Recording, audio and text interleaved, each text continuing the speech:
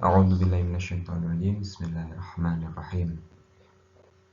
Assalamualaikum warahmatullahi wabarakatuh.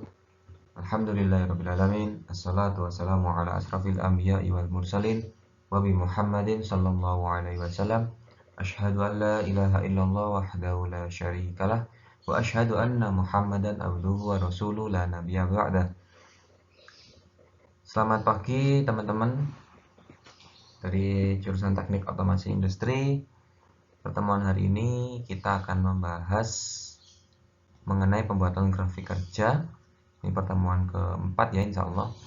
Pembahasannya tentang bagaimana cara membuat grafik kerja untuk mata pelajaran sistem kendali pneumatik. Grafik kerja ini tidak hanya dipakai pada sistem kendali pneumatik saja, namun bisa dipakai pada pembuatan grafik-grafik kerja, aktuator, dan sistem yang lain. Berikut adalah gambar rangkaian pneumatik yang akan kita buat grafik kerjanya. Terdapat 4 kelas, yaitu kelas supply, input, kontrol, dan output atau aktuator. Dengan pengalamatan pada aktuator A, yaitu A0 dan A1, sedangkan B, yaitu B0 dan B1. Sedangkan masing-masing input terdiri dari 1.2 hingga 2.3. Silakan diperhatikan, dicatat apabila perlu, karena ketika kita masuk di slide ketiga, slide berikutnya, minimal kita sudah mengetahui masing-masing peletakan komponen. Grafik kerja yang akan kita buat mengikuti urutan gerakan A+, B+, A-, kemudian B-. Di sini saya buat looping atau secara berulang-ulang. Jadi setelah B- dia akan kembali lagi menjadi gerakan A+ hingga tombol ada yang dinonaktifkan. Sebagai contoh, pada gambar rangkaian di sini saya menggunakan tombol 2/2 W valve yang diaktuasi secara manual dengan pengunci deten. Jadi dia akan berfungsi sebagai pengunci. Ketika saya matikan, maka sistemnya akan berhenti. Langkah pertama sebelum membuat grafik kerja yaitu membuat garis secara horizontal dan secara vertikal, atau garis X dan garis Y.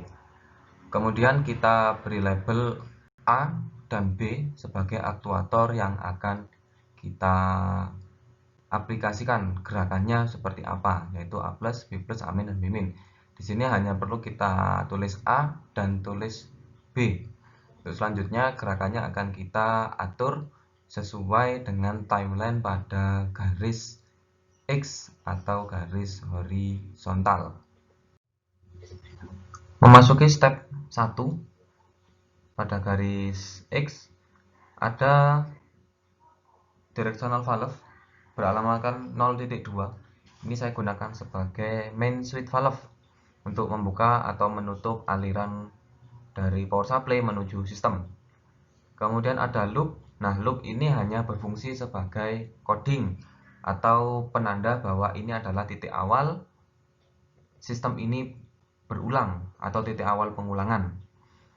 Kemudian pada titik awal pengulangan ada roller B0 yang aktif, yang teraktuasi karena dia roller, berarti aktuasinya secara mekanikal, yang mengakibatkan 1.2 teraktuasi. Nah, 1.2 ini yang mengakibatkan gerakan A+ atau A extend. 1.2 ini mengakibatkan A maju, sedangkan silinder B tetap dalam kondisi diam atau kondisi 0. Di sini sudah ada penandaan A+ dan B tetap dalam kondisi awal atau diam. Memasuki step kedua, gerakan A maju, kemudian dia mengaktuasi A1. A1 ini adalah roller yang berada pada ujung langkah A. Ketika A full extend, A1 akan teraktuasi. A1 ini mengakibatkan directional valve yang beralamatkan 2.2 agar aktif. Sebagaimana yang kita tahu bahwa 2.2 ini mengakibatkan gerakan maju pada B, sehingga pada grafik B akan maju sedangkan A tetap dalam kondisi diam. Jadi setelah A ini maju, dia diam, jadi tidak ada perubahan. Sedangkan B berubah dari semula dia diam menjadi gerakan maju. Step ketiga, setelah B plus atau B maju hingga penuh, maka ada roller yang teraktuasi secara mekanikal yaitu B1. B1 teraktuasi yang mengakibatkan directional valve yang beralamatkan 1.3 ini aktif. Nah, dimana kita tahu bahwa 1.3 pada umumnya kita pakai untuk mengakibatkan gerakan A menjadi retract. A min, A mundur atau A retract.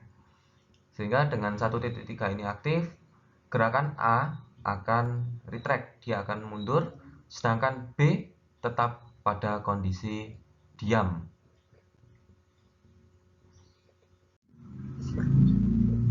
Step yang keempat, setelah A retract, A mundur hingga batas akhir pada silinder A, sehingga ketika dia sudah sampai di batas akhir akan ada roller yang aktif, yaitu roller dengan alamat A0. Alamat A0 ini akan mengakibatkan 2.3 sebagai directional valve aktif yang mengakibatkan B retract. B akan mundur sedangkan A tetap dalam kondisi diam. Dengan ini maka stepnya sudah selesai. Akan tetapi pada step kelima atau step terakhir ada coding bernama looping atau loop yang menandakan dia akan kembali ke posisi awal yaitu step 1 di mana dia sama-sama beralamatkan loop L-O-O-P. Berikut adalah hasil rangkaian kendali yang pengalamatannya sudah disesuaikan dengan grafik kerja yang telah kita buat sebelumnya.